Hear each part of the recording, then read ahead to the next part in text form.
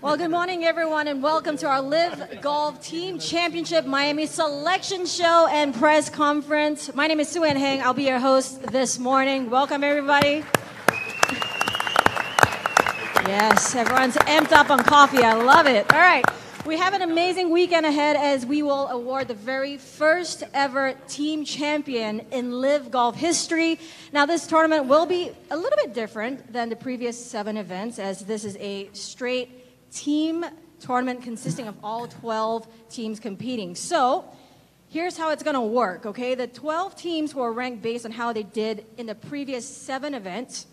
And the top 4 teams have a bye, and those teams are the number 1 seed, 4 Aces GC, number 2 seed, Crushes GC, number 3 seed, Fireballs, and number 4 seed, Stinger GC. Now, that leaves us with 8 teams left to play on Friday, head-to-head with 4 teams advancing to Saturday.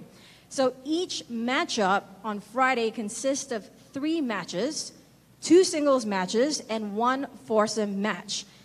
Each match consists of 1 point, so if you win 2 points, you advance to the next stage. Captains must play each other. There's no choices there, okay, in a singles match, so that will always be one of the singles matches lineup. Pretty straightforward. So now one of the caveats is that the captains up here joining me at this table will get to choose which team they want to play. So the highest seed gets to pick first, and then the next highest seed will pick the following. So with Smash GC finishing as the 5th seed thanks to their performance in Jeddah, they will get to pick their opponent first. So before we turn it over to Brooks to choose who he will play, let's introduce all 8 captains joining us this morning, starting with your Smash GC captain, Brooks Koapka.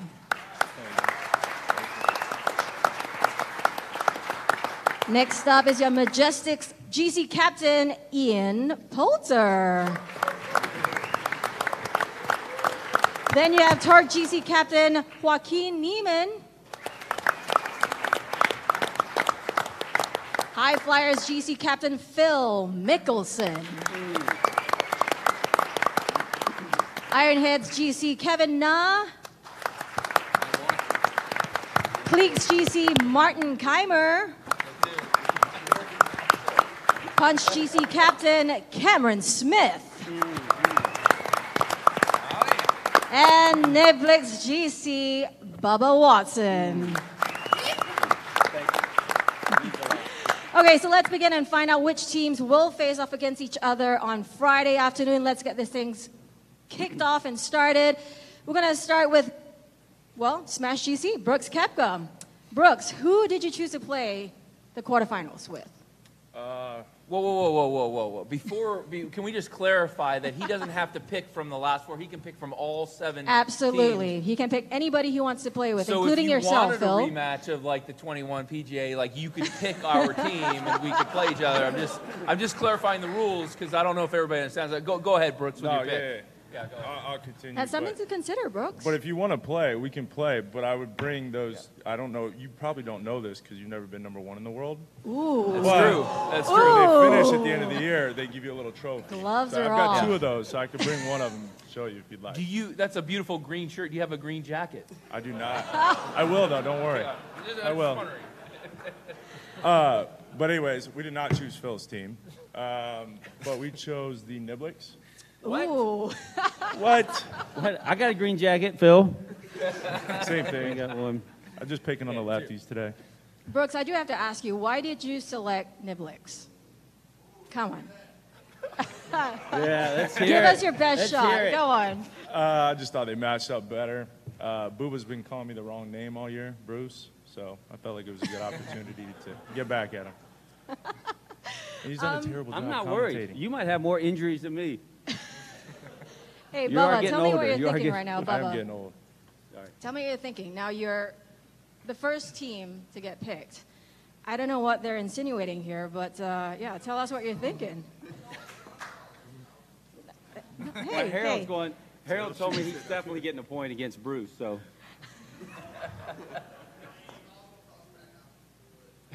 You did yesterday. Oh, now you're getting worried. All right, so there you go. That's your very first matchup. Smash versus Niblix. All right, next up is Majestics GC. Now with Smash and Niblix off the board, new captain, Ian Poulter. Who do you have? We chose Ironheads. Ironheads. All right, Kevin. Yes. All right, Ian, first of all, why did you pick them? Well, I figured, you know, Kevin and I hit it really short, and we could just hold hands down every fairway. So, you know, if I pick one of the other boys, they're going to be 50 yards in front. It's going to be a pretty miserable day. So, you know, Kevin and I can, you know, reminisce and hold hands and, you know, just get along real nice. Hey, Kevin, I'm sure you know of Ian's track record with his singles matches. Uh-huh. How Well, do you I heard he's the captain this week because nobody wanted to play the foursome with him. Oh. And, you know, their team average age is like in the 50s, where I got some young guns, and I think we're all right. All right, so there you go. Majestics GC versus Ironheads. That's going to be good. Okay, next up, Torque GC. Waco. Who are you selecting? I have the clicks. Oh, Cleeks. Okay, well, Torque GC versus Cleeks. I have to ask you, why did you choose the Cleeks? Are you comfortable in your matchup versus Martin Kaymer? So I didn't want to pick the punch. not yet. That's a good answer. I mean, they didn't give me more choices. Yeah, you didn't have much choice, did you? a Yeah, good well, anyways, Martin, you obviously know you're playing with Waco. How do you feel about the matchup and the fact that Waco actually chose to play with your team? Yeah, it's a little bit disrespectful, but that's how it goes here, I guess. Obviously, yeah, he had a very good year on the last few years. You know, he's playing solid golf. But I think, you know, my experience maybe will help me the next few days, especially Friday morning. I have a very good team. They're in good form, so your mistake, I guess. But we find out when We'll see. Friday afternoon. We'll see. Ooh, okay. Right, well, that leaves us with two teams, and this is going to be a very, very intriguing lineup. High Flyers versus Punch Yeah, GC. this sucks, right? I mean, There's no way around I don't really like the way this all worked out. Right, so you obviously did not have a choice. Look at Cam smile. Like, look how happy he is. Hey, Judge, cheer up. You know, no. So this didn't really work out the way we had planned at all.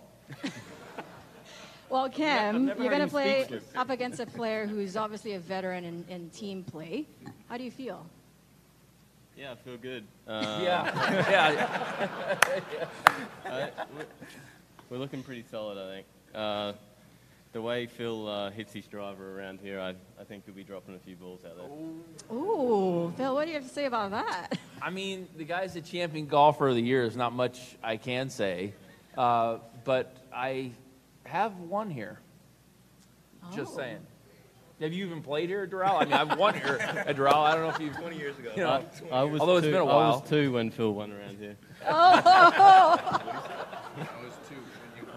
Oh boy, this is Yeah. going to be good. I hope you guys are mic'd up. I think on you were at Friday. that clinic that I gave. You know, it's nice to see you were paying attention.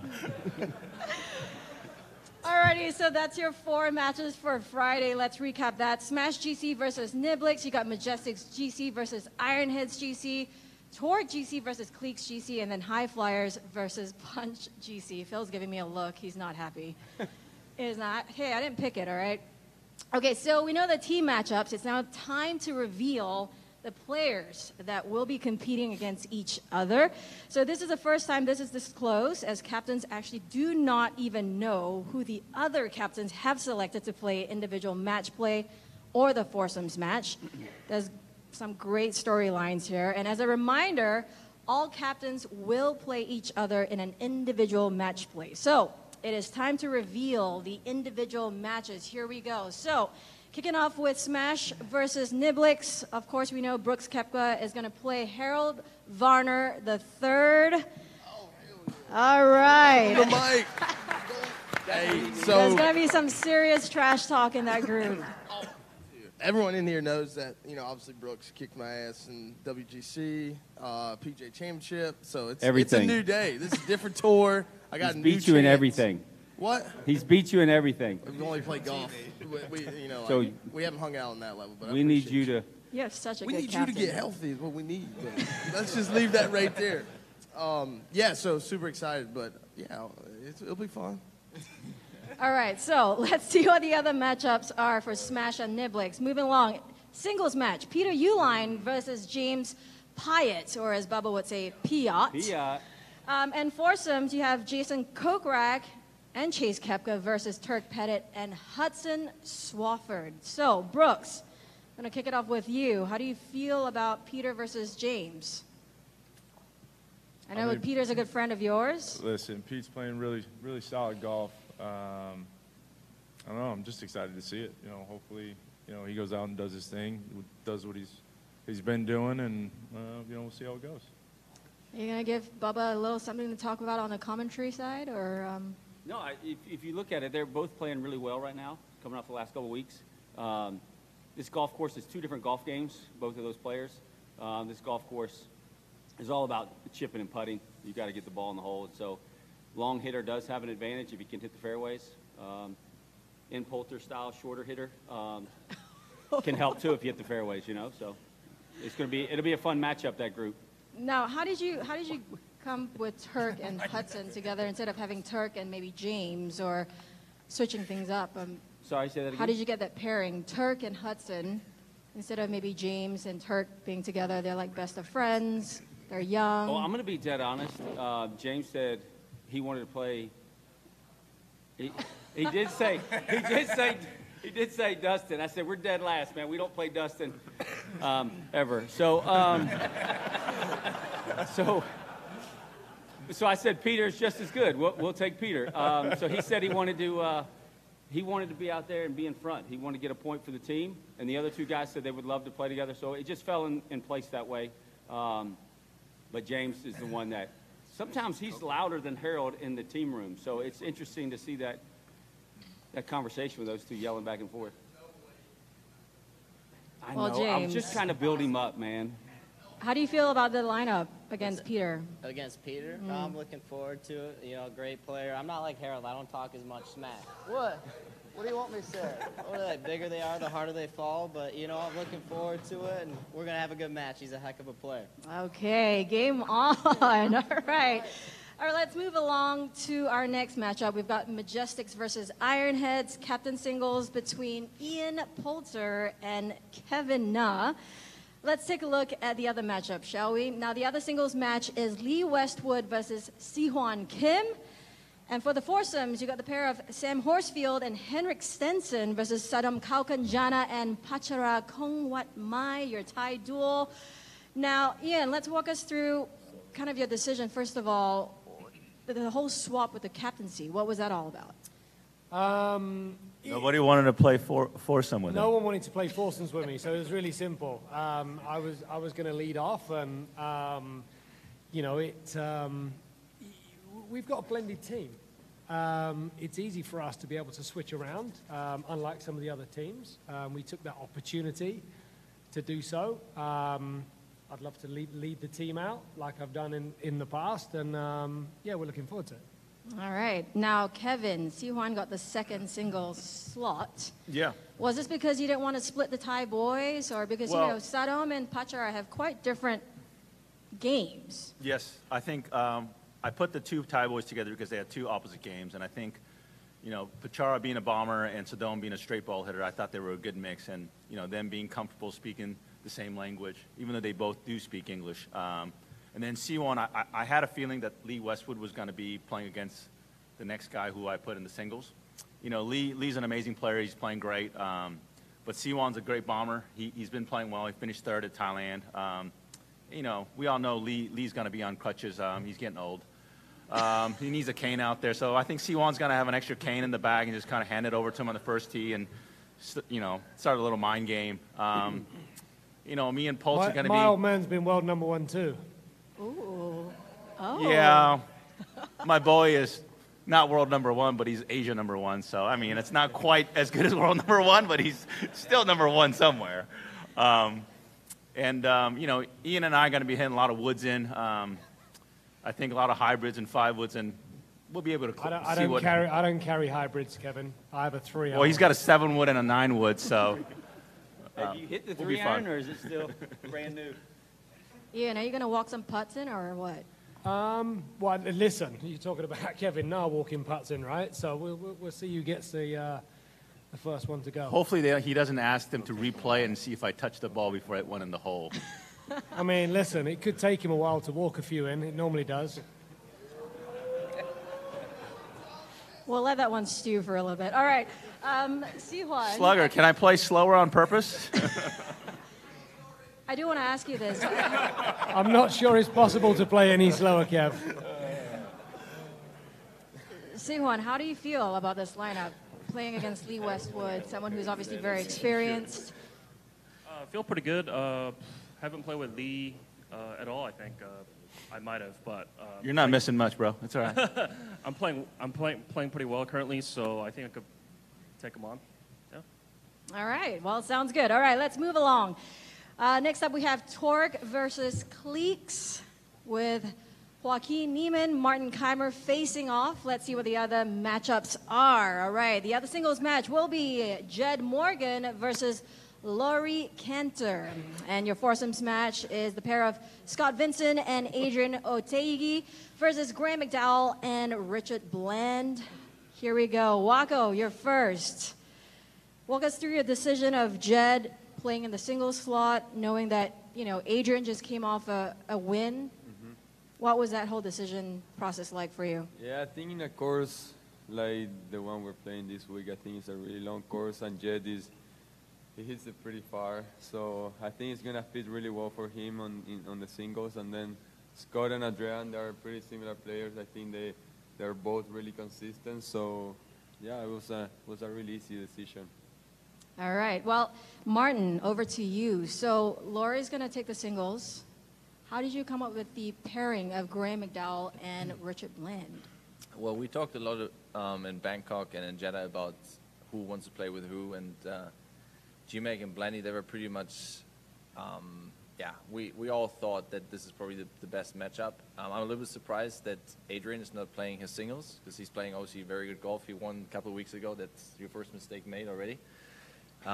So Laurie is a strong player. Laurie is very long on that golf course. I think he can perform well. G-Mag and Blandy, they have very similar games. I like the lineup. I think it will be a good match on Friday. Yeah, I will start pretty good the match though. I thought that was the second mistake. I thought the first mistake was picking you. So. No, I like Joaquin. You know, I like spending a couple of hours with him, but that's a mistake in the singles. You know, okay. Adrian would be my pick, but it's okay. We'll see. Okay, so let's take it over here to Graham.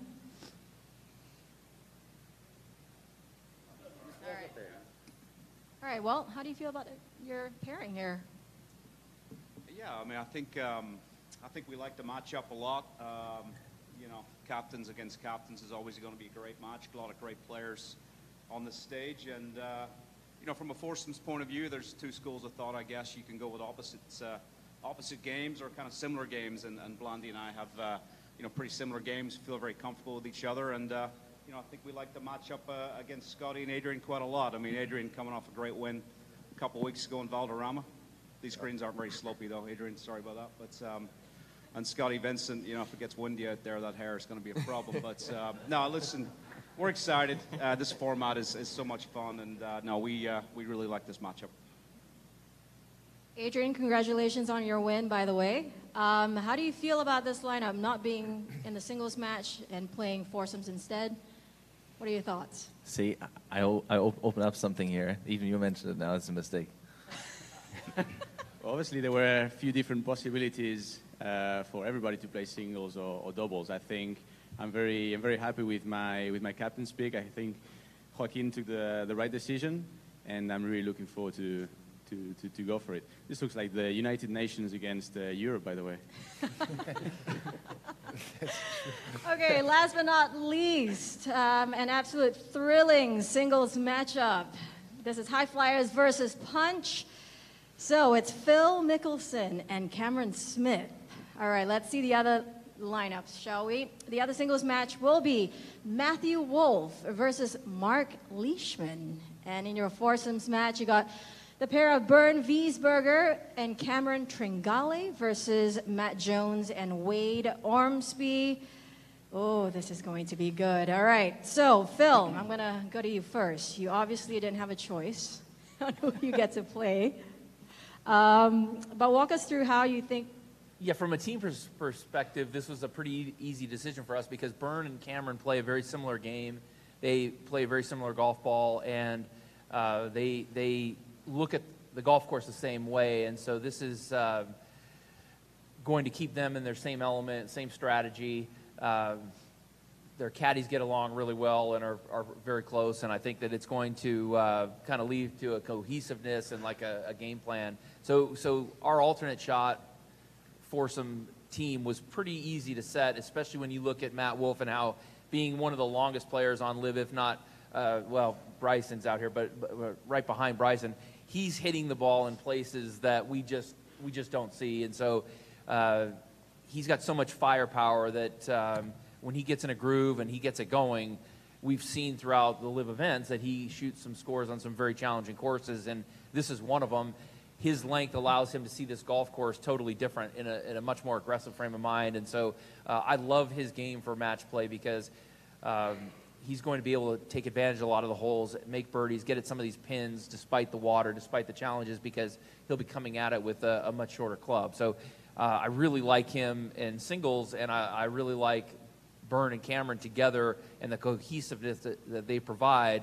And then, you know, Cameron Smith and I, well, our match will be irrelevant is the game plan. Like, that's our plan. So, you sound pretty confident. but we are still going to play. I mean, we'll still play. Are you going to be wearing shorts this week to intimidate Cameron with your calves, maybe? But that's our very, well, there's no intimidating. He's the champion golfer of the year. Look, I mean, CGOTY, champion golfer of the year. He's got the claret jug. I think he was sipping out of it last night. I mean, that's a strong flex. Nothing that a calf can do to top that. Like, he's got the claret jug. That's the coolest moment to have that trophy for a year is really special. And I think that, but it's a great opportunity for me to be able to try to compete against the champion golfer of the year. I look forward to it. It'll be fun. Ken's looking at his clock. You done? Yeah, go ahead. I figured if I talked enough, he wouldn't be able to get anything in. Do we have to move on now? So go ahead. Take it away. No, I actually have to ask Cam a question. So, Cam, how are you feeling about these lineups? First of all, you playing with Phil, but also how did you kind of pair up Matt Jones and Wade and putting Mark in a singles match? Yeah, I like that lineup. I think the boys, we all kind of gel. We all kind of play the same type of game. Would have been happy with any foursomes match there, but Leash plays a different golf ball that went into a lot of it. You know, Jonesy and Wade hit a lot of fairways out there, and that rough's pretty gnarly. I think even if you're coming in with a wedge or a 9-iron, it's pretty penal, especially with those water carries and those tucked pins. So, yeah, I like it. It's that's it. Okay. Well, Mark, shall we ask you a question, Mark? He brought his stash game this week. I love it. All the Aussies have it. You know, Wade has it. Matt? Jonesy's trying to grow All right. it. He's like me. All of you have it. Mark, how do you feel about playing with Matthew? Yeah, it's going to be good. Obviously, he's been playing well this year. Like Phil said, shot some great scores on tough golf courses. I decided to grow the mow out, just thought it might distract him a little bit. But no, it's going to be a good week, hopefully. You know, like I said, good matchup for both teams, and hopefully we can get off to a good start. All right, thank you. So there it is, everyone. Your 4 matchups in the quarterfinals of the LIV Golf Team Championships. We're in for a great day of competition on Friday. Thank you to all of our captains and all of our players who joined us today for this very first LIV Golf Team Championship Selection Show press conference. I will now turn it over to Jane, who will open it up for questions from the media. Thank you, everyone.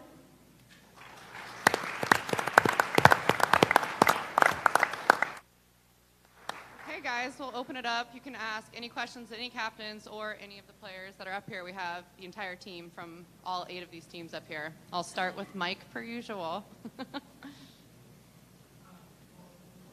Ian, sorry, Ian.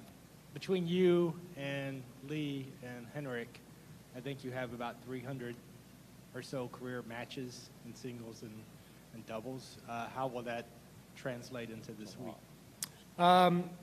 I didn't realize it was that many. I mean, I guess we are pretty old, but hopefully that lends itself to the experience side of things. You know, it's you know, we've always played well in team matchups. It's something we're pretty proud of. And as you say, look, 300 and something matches hopefully is a big thing for us, obviously, to get through this first round. And then one question for Phil. Obviously, you do have success here at Doral. Do you get to impart that knowledge to your other team? How much will you talk about that this week? We'll talk a little bit about it. This golf course has a lot of holes that require a lot of demanding shots, but it sets up very differently with shot dispersion for a left-handed player and right-handed player. So a lot of holes I have to be a little bit more conservative on, where a right-handed player can be a little more aggressive. I mean, for example, the second shot into 18, right? The way it sits, if you're a right-handed player and you pull it a little bit, the second shot will go longer left, should still catch green. And as my shot dispersion is going to be short left if I come out of it. And so that second shot, I'll have to be a little bit more conservative, whereas a right-handed player can be more aggressive. There's a lot of holes on there that reverse, though, that allow me to be a little more aggressive. Second shot into 3. I'm going to take on that pin a little bit more than a right-handed player. So it sets up, the course sets up very differently because of the demandingness, the precision and how demanding it is. It requires some incredible ball striking, but there are times that you can take it on, times you can't, and it actually sets up quite different for a left-handed player as a right-handed player. So you'll see a different strategy for us. Great. If you guys can raise your hand, and then please state the outlet that you're with and your name. Hey guys, Teddy Fenton with Luckiest Golfers on Earth. Congratulations, this is a great event. Psyched for the matches. My question's for Phil. Cam made a comment about you dumping some in the water with your driver. Are you going to be using your new driver, the 2 Plus Callaway out here? I do have it. I don't know if it'll be in the bag this week or not. It seems like there's holes actually where I want the extra distance of my regular driver, and then it seems like the yardage isn't quite working for that club. I either want to like go after one, or I want to pull back a little bit more to fit the wider part of the fairway. So although it's a club I anticipate using more in the future, I don't think it's going to be as advantageous this week.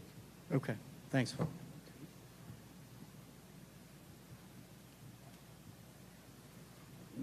Hi, a question for Ian. This is Ian Carter, BBC. Hey. Hi, Ian. There was an interview with Rory McIlroy that's been published this week, in which he described you guys going to LIV in Ryder Cup terms as a betrayal. So I need to ask you what your reaction to that was. A betrayal? I mean, we can still qualify for the team, as far as I'm aware.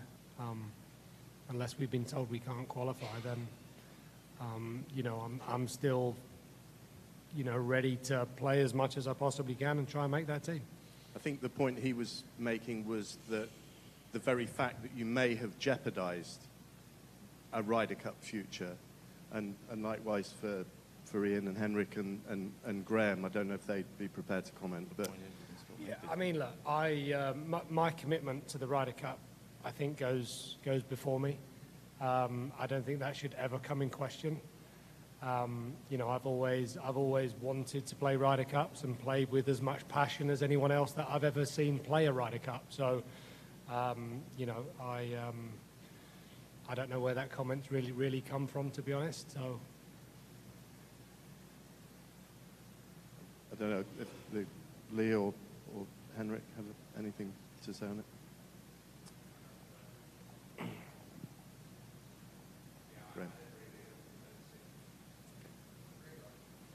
Evan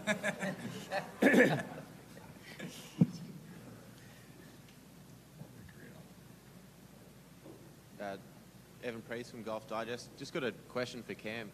What exactly about playing against Phil Mickelson are you looking forward to on Friday? Yeah, I mean, it's not going to be a gimme match. I think Phil's kind of playing it up a little bit there. Phil's still playing some pretty good golf. I think he's probably beat me the last couple of weeks. Yeah, so I'm looking forward to it. It should be a good match. We actually played together in Bangkok. Phil played well. He still does all right for an old fella. And just to follow up, Phil, you seem cautious to maybe not sledge or intimidate Cam too much. Is there a reason behind that? Do you not want to sort of wake the snake? No, I love the way he plays. I love the way he swings the club. I love the way he hits it. His short game is remarkable. I love the way he rolls it. But it's not just that he makes putts. It's how he does it. Like if you watch, he's looking at the hole all the time. He's getting out into the putt. If you watch him swing the club, it's got this beautiful rhythm. It looks like he's a swinger of the club rather than like a slasher or a hitter. I just love the way he plays. I enjoy watching him play and compete, and I'm actually going to really enjoy the opportunity to compete against him. But I think a lot of him as a player, and not just as a person, but how he plays the game, I really like. James. Hi, James Corrigan from The Telegraph. Sorry, it's another Rory McIlroy question for Phil. Phil, hi. A couple of weeks ago, you said you saw LIV trending upwards and PGA Tour trending downwards. I'm not sure if you saw, but Rory McIlroy came out and said that that's just propaganda on your behalf. And can you just speak to that? Well, first of all, what a great win he had last week. Like, he played some great golf, and I think that it was an impressive victory. But just and maybe I shouldn't have said stuff like that. I don't know. But if I'm just looking at LIV Golf and where we are today to where we were 6-7 months ago, and people are saying this is dead in the water, and we're past that, and here we are today, a force in the game that's not going away, that has players of this caliber that are moving professional golf throughout the world, and the excitement level in the countries around the world of having some of the best players in the game of golf coming to their country and competing. It's pretty remarkable how far LIV Golf has come in the last 6-7 months. I don't think anybody can disagree with that.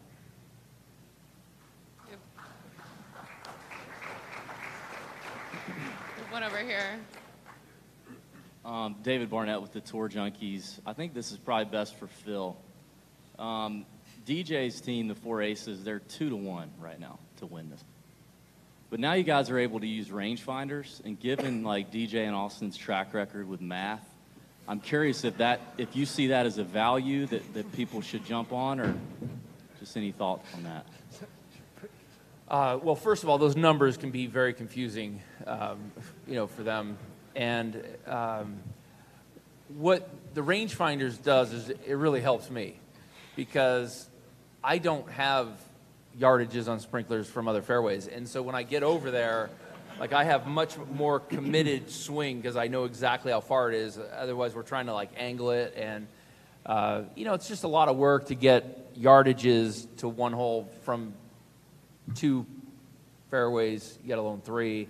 And lasers just give me that freedom. I mean, it's no coincidence. It's no coincidence that the first time lasers were ever allowed on the PGA Tour was the PGA Championship in 2021. I mean, look how that ended up. Like, it's no coincidence.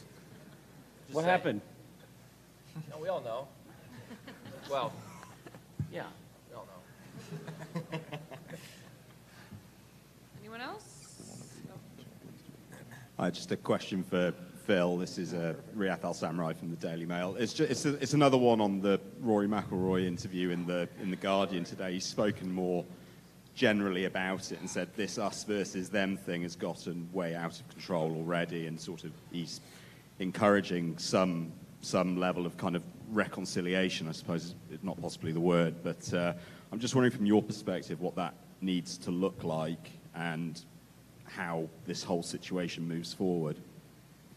I think a lot of Rory. I really have the utmost respect for him, and I look at what he's done in the game and how he's played this year and his win last week and #1 in the world now. And I have a ton of respect for him. And we'll have, as players here, 3 months off after this event to talk about things like that and so forth. But this week, something's happening that I don't want to deflect focus on, which is we've never had a team event like this in professional golf. We've never had this type of match play opportunities where the number of matches, the number of players continue to stay the same Friday and Saturday, where there's enough interest and stuff going on for fans to come out and watch and be interested in television and what have you.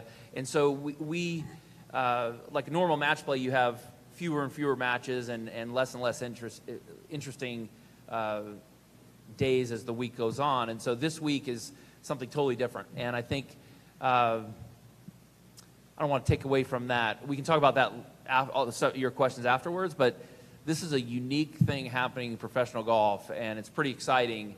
And to be on a historic course that held a tour event for longer than I think just about any other event, or was in the top 3 or 4 with the Catskills started back in the 60s, I believe, when they created this place. It's pretty special to have this monumental event take place on this site too. So I don't want to detract from what's happening this week.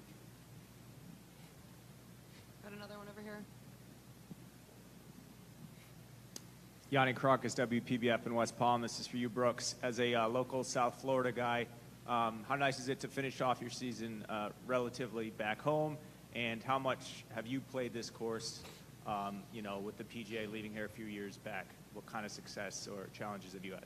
Yeah, I mean, it's super nice to be able to, drive an hour and 20 minutes down the road and be able to get here. I mean, I don't know how many guys I'd say in this field. There's probably 10 that live in Jupiter, so it's convenient. And I think a lot of us have just played it. If you've grown up in Florida playing junior golf tournaments or just playing it for fun, and then obviously, the PGA Tour was here for years, so played it quite a bit, feel comfortable, but like you said, it's nice to have family, friends, be able to come to an event when they don't get to see us play too much. Another question for Ian and also for Phil. You've both figured very prominently in team events, Ryder Cups, President's Cups, and in your case, Phil, as well as the Ryder Cup.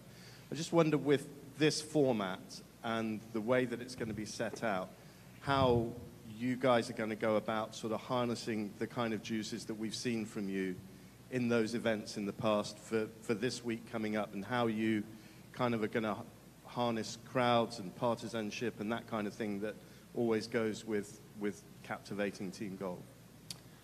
Well, I mean, first and foremost, I mean, it's a great golf course. It lends itself, obviously, with the close to this course being pretty exciting. As the team matchups stand right now, the matchups themselves are intriguing. To have this format of foursomes and obviously 2 singles matches, and then obviously we've got 4 scores to count on Sunday. To pick a winner right now would be silly to try and do that. So I think I think it's gonna be an exciting Sunday. We need to get there first. So in terms of our team, we've been pretty excited to be part of this format first and foremost. I think we can deliver a lot in this format. I think we've got a strong team, and it's going to be a fun Sunday. And whoever holds that trophy on Sunday night, I'm sure, is going to be pretty happy, pretty pumped, and we might even see a fist pump out of Lee Westwood. Maybe not. Great. Anyone else? Well, to answer, I don't have quick answers, but I'll try. There's some elements of those team events that can apply, that knowledge and experience can help, and there's some that simply don't. I mean, we don't have anybody sitting out,